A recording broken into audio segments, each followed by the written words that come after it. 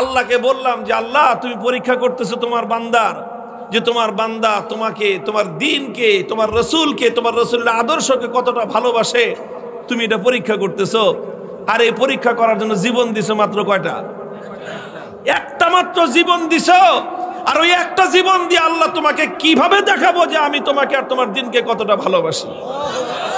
তুমি আমাকে 1000 জীবন দান করতা, একটা একটা করে জীবন তোমার জন্য উৎসর্গ করে তোমার বান্দা আব্দুল্লাহ বিন হুযাফা দুনিয়ার সামনে প্রমাণ করে দিত ঈমানদারের কাছে ঈমানের দাম কত বেশি। বেঈমান যদি নমনীয় না হতে পারে, মরলে জাহান্নামে যাবে, তাহলে আমি মরলে জান্নাতে যাব, আমি নমনীয় হব কেন? আরে বেঈমানরা যদি বাতিলের পথ ছাড়তে না পারে, ঈমানদাররা হকের পথ ছাড়বে কেন? কথা তো পরিষ্কার এখানেই, যে এখানে নমনীয় তো তোমাকে হতে হবে, আমি কেন নমনীয় হব?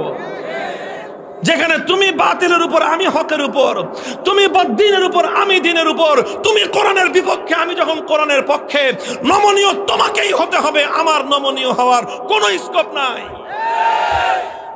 হযরতে আব্দুল্লাহ ইবনে হুযাফা রাদিয়াল্লাহু তাআলা আনহু আল্লাহর নবীর একজন সাহাবী, তিনি এক যুদ্ধে নেতৃত্ব দিচ্ছিলেন একটা ছোট বাহিনীর।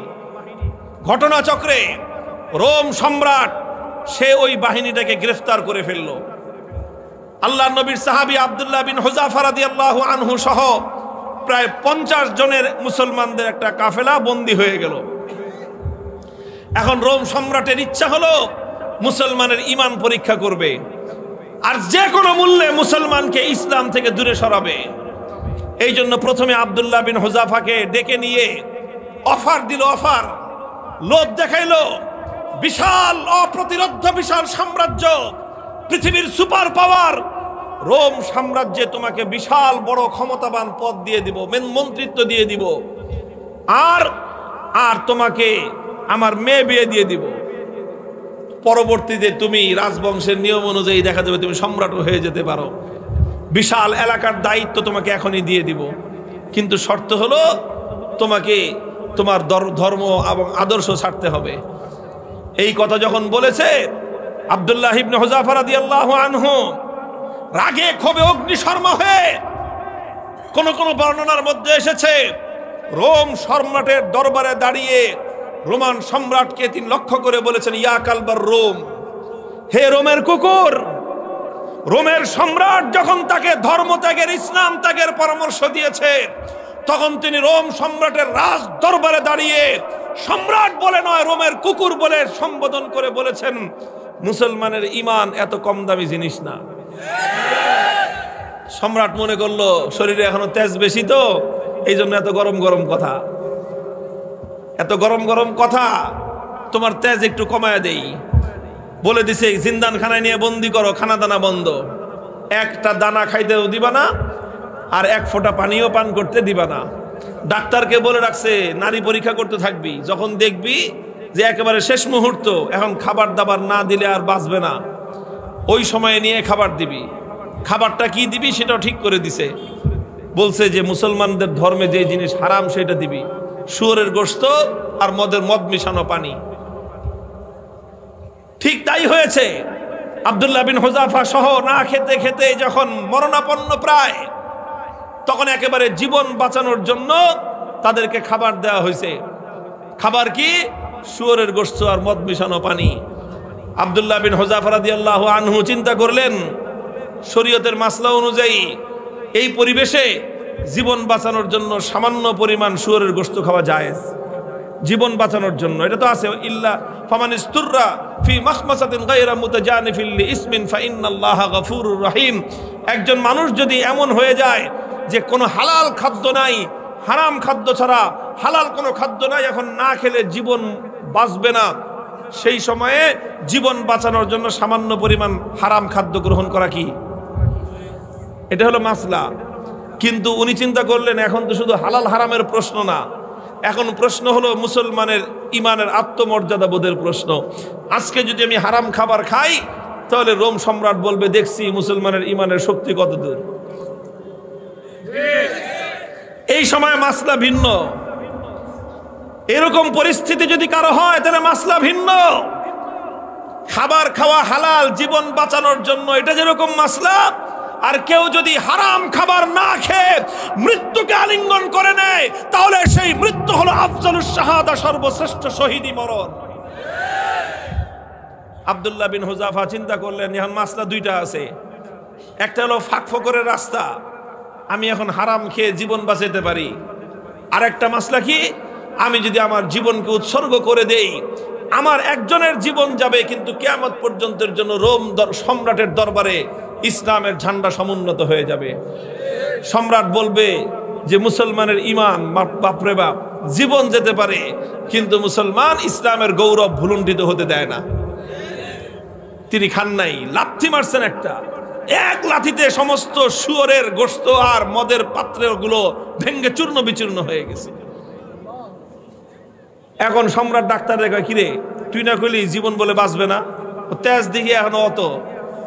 ডাক্তার কয় আমাদের ডাক্তারি মতে তো এত তেজ থাকার কথা না, এটা তো ডাক্তারি মতের তেজ না, এটা তো ইমানি তেজ। এই তেজ এটা শরীরের তেজ না, এটা রুহের তেজ। এটা শরীরের শক্তি নয়, এটা আত্মার শক্তি। যে ইমানদার আল্লাহর ঈমান, আল্লাহর উপর আস্থা এবং ভরসাকে দুনিয়াদারদের সামনে মাথা উঁচু করে দাঁড় করাবার চেষ্টা করে, আল্লাহ পাক তার আত্মার মধ্যে অফুরন্ত শক্তি দান করেন। আব্দুল্লাহ বিন হুযাফা যখন এটা করলেন, এবার রোম সম্রাট বলে যে দুইবার খেললাম, দোনো খেলায় হারছি। দুইবার হলো না, প্রথমবার লোভ দিছে, জিতছে না হারছে? দ্বিতীয়বার খাওয়ান দাওয়ান বন্ধ করে টাইট দিছে, জিতছে না হারছে? এবার কয় ফাইনাল খেলা, রোম সম্রাটের সাথে খেলা হবে আব্দুল্লাহ বিন হুযাফার। একজন হলো সম্রাট আর একজন তার একজন বন্দী, তার জিন্দানখানার কয়েদি আর একজন সম্রাট। খেলা হচ্ছে ফাইনাল খেলা। রোম সম্রাট বলল এবার একদম দেখবো চূড়ান্ত যে ইমানের তেজ কোন পর্যন্ত হয়। যতজন বন্দী বিশাল বিশাল ড্যাগের মধ্যে পানি গরম করছে, ফুটন্ত গরম দাউ দাউ লেলিহান শিকার আগুন, সেই আগুনের মধ্যে ড্যাগ বসাইছে, বিশাল বিশাল ড্যাগ, বিশাল ড্যাগ। একটা মানুষ যেন আপাতমস্তক সেই ড্যাগের মধ্যে ডুবে যেতে পারে এত বড় বড় ড্যাগ বানাইছে। ড্যাগ বানায় তারপরে লাকড়ি দিয়ে লেলিহান শিকার আগুন জ্বালাইছে, সে আগুন জ্বালায় তারপরে এই তো পানি দিয়ে ভরে দিছে। পানি যখন টকবক টকবক করতেছে, এবার আব্দুল্লাহ বিন হুযাফা সহ তার সমস্ত বন্দীদেরকে ডেকে আনছে। ডেকে এনে বলছে, আব্দুল্লাহ বিন হুযাফা এবার তোমার সাথে কোনটা খেলা? ফাইনাল। তোমাকে সর্বশেষ সুযোগ দিচ্ছি, তুমি দুইবার আমাকে ডিনাই করেছো, আমাকে অপমান করেছো, এবার লাস্ট সুযোগ তোমার জন্য। এই যে দেখো গরম পানি, কথা মানবি আনলে একটা একটা করে এই গরম পানির মধ্যে ছাড়বো, আর পানির মধ্যে ছাড়ার সাথে সাথে দেখবা মৃত্যু কত বিভীষিকাময়। আব্দুল্লাহ বিন হুযাফা নির্বিকার, কোনো কথা বলেন না। সম্রাট বলছে জল্লাদকে ওর সামনে থেকে তার একজন সঙ্গীকে নিয়ে তার চোখের সামনে গরম পানিতে ছেড়ে দাও। ঠিকই আব্দুল্লাহ বিন হুযাফা রাদিয়াল্লাহু তাআলা আনহু একজন সাথীকে নিয়ে গরম পানির মধ্যে ছেড়ে দেওয়া হলো। মুহূর্তের মধ্যে বিভৎসভাবে তার মৃত্যু হলো, তিনি শাহাদাত বরণ করলেন। চোখে তাকায় দেখলেন কিচ্ছু, কোনো কথা নাই। এবার বলল যে এবার ওরে ধরে নিয়ে যাও। আব্দুল্লাহ বিন হুযাফা রাদিয়াল্লাহু তাআলা আনহুকে এবার ধরে নিয়ে যাওয়া শুরু করলো। বাদশা খেয়াল করতেছে যে মনোভাবটা কি চেঞ্জ হয় কিনা, একটু অন্তত ভয় পায় কিনা। একটু ভয় পাইলেও মনে করবে যে যাক কোন রকম মর্যাদাটা রক্ষা পাইছে, ফাইনাল খেলা ড্র ঘোষণা করে দেওয়ার একটা ধান্দা খুঁজতেছে। যখন আব্দুল্লাহ বিন হুযাফাকে নিয়ে যাওয়া হচ্ছে, ইতিহাসের কিতাবগুলোর মধ্যে লেখা হয় ওনার চোখ দিয়ে দর দর করে পানি পড়তে আরম্ভ করলো। তো বাদশা মনে করছে কাম হয়েছে, মনে হয় কাজ হয়েছে, মনে হয় ভয় পাইছে। এবার ডাক দিছে, এই ফিরে আনো ফিরে আনো। জিজ্ঞেস করতেছে কি ব্যাপার, ভয় পাইছো? যদি ভয় পেয়ে থাকো সারেন্ডার করো, এখনো তোমার জন্য সে আমার অফার অব্যাহত আছে। তুমি তোমার ধর্ম ছেড়ে আমাদের দলে যোগ দাও, সঙ্গে সঙ্গে আমি তোমাকে রোম সাম্রাজ্যের বিশাল ক্ষমতাবান পদ দিব তোমাকে। আর যদি না মানো তাহলে তোমাকে কিন্তু খালি চোখের পানি দেখে আমি ছাড়বো না, তোমাকে গরম পানির মধ্যে নিক্ষেপ করে নির্মমভাবে তোমাকে হত্যা করব। আব্দুল্লাহ বিন হুযাফা বলেন যে কারে কি তুমি কি মনে করছো এই মৃত্যু দেখে ভয় পেয়েছি? না না, তোমার এই মৃত্যুর এই বিভীষিকা দেখে আমি ভয় পাই নাই।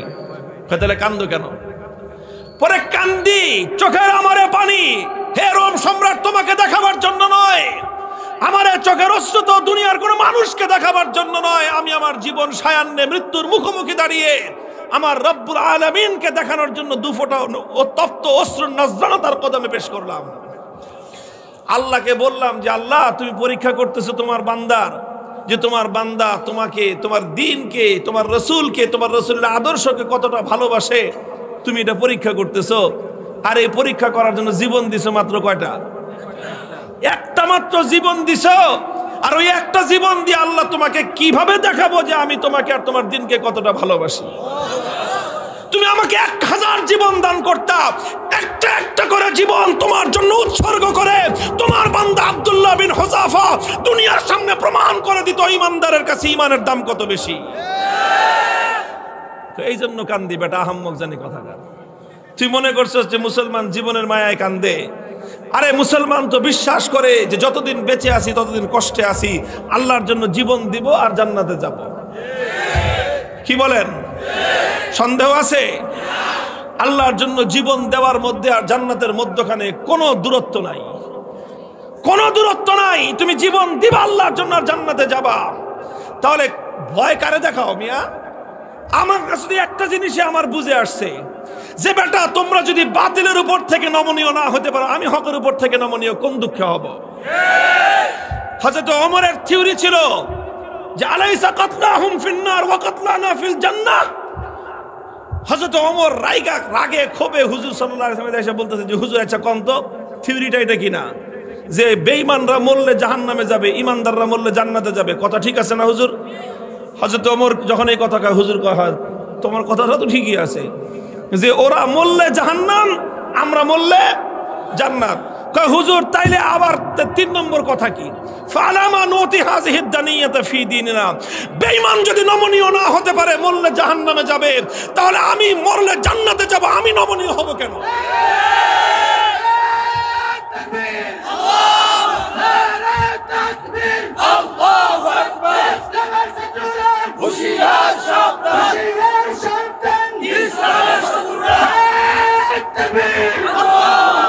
আরে বেঈমানরা যদি বাতিলের পথ ছাড়তে না পারে, ঈমানদাররা হকের পথ ছাড়বে কেন? কথার মধ্যে কোনো ভেজাল আছে? হিসাব কিতাব তো ক্লিয়ার, কথা তো পরিষ্কার এখানেই, যে এখানে নমনীয় তো তোমাকে হতে হবে, আমি কেন নমনীয় হব? যেখানে তুমি বাতিলের উপর, আমি হকের উপর, তুমি দ্বীনের উপর, আমি দ্বীনের উপর, তুমি কোরআনের বিপক্ষে, আমি যখন কোরআনের পক্ষে, নমনীয় তোমাকেই হতে হবে, আমার নমনীয় হওয়ার কোনো স্কোপ নাই। হযরত আব্দুল্লাহ বিন হুযাফা রাদিয়াল্লাহু তাআলা আনহু যখন এই কথা বললেন, সে আরে বেটা জীবন তো একটা আছে, দেখে একটা দিতেছি, জীবনে 1000টা থাকলে 1000টা দিয়ে প্রমাণ করতাম যে ইসলাম এবং ঈমানের দাম কত। এই কথা যখন বলছে, তখন বাদশাহ কয় যে এটা তো মানুষ না, মানুষ কি এরকম হয় নাকি? আরে মৃত্যুর মুখোমুখি দাঁড়িয়ে মৃত্যুকে আলিঙ্গন করার জন্য পাগল, কয় জীবন একটা আছে দেখে একটা দিতেছি, 1000টা থাকলে 1000টা দিতাম। এখন তো ওর দিলের মধ্যে ভয় ঢুকে গেছে, আল্লাহ পাক রব্বুল আলামিনের পক্ষ থেকে সাহায্য আর নুসরত আসা শুরু হয়ে গেছে। আল্লাহ পাক বাতিলের অন্তরের মধ্যে ভয় এবং ভীতির সঞ্চার করে দিয়েছেন। এখন বাদশা মনে করা শুরু করছে যে এটা মানুষ না, এটা অন্য কিছু, এটা অন্য কিছু হবে। এখন ওরে যদি আমি শাস্তি দেই, মারি, তাহলে আমি নির্বংশ হয়ে যাব, এরকম একটা ভয় ওর মনের মধ্যে আসছে। এখন চিন্তা করতেছে, এখন ছাইরা দে মা, ভিক্ষা চাই না, এই অবস্থা হয়েছে। এখন সে রাস্তা খুঁজতেছে যে কেমনে এখন এর থেকে বাইচা আসা যায়। এখন যদি আব্দুল্লাহ বিন হুযাফাকে এমনি মুক্তি দিয়ে দেয়, নিজের মান মর্যাদা যা আছে, প্রেস্টিজ সব বেলুনের মতো ফুটো হয়ে যাবে। এখন বলে যে ঠিক আছে, ঠিক আছে, তোমার কিচ্ছু করা লাগবে না, ঈমান ছাড়া লাগবে না, ইসলাম ছাড়া লাগবে না, কোনো কিছু করা লাগবে না, তুমি শুধু একটা কাজ করো, আমার কপালের মধ্যে একটা চুমা দিয়ে দাও, তোমাকে ছেড়ে দিব।